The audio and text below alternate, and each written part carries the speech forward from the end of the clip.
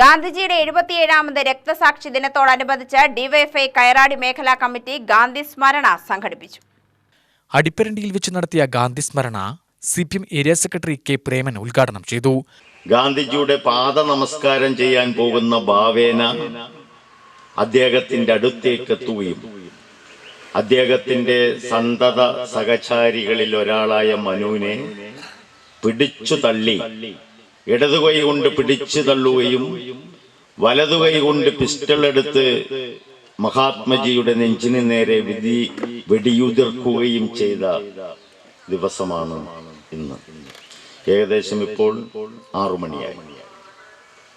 ഏകദേശം 20 മിനിറ്റ് മുമ്പ് 1948 ജനുവരി മാസം 30-ന് ഇന്ത്യയിൽ ജനിച്ചു വീണ ലോകമറിയപ്പെടുന്ന ഏറ്റവും മഹാനായ ഒരു വ്യക്തിയുടെ ജീവിതത്തെ 3 വെടിയുണ്ടകൾ കൊണ്ട് ഇല്ലാതാക്കി എന്ന് പറയുമ്പോൾ അത് കേവലം ഒരു വ്യക്തിവിരോധത്തിന്റെ ഭാഗമായിട്ടുണ്ടായതല്ല.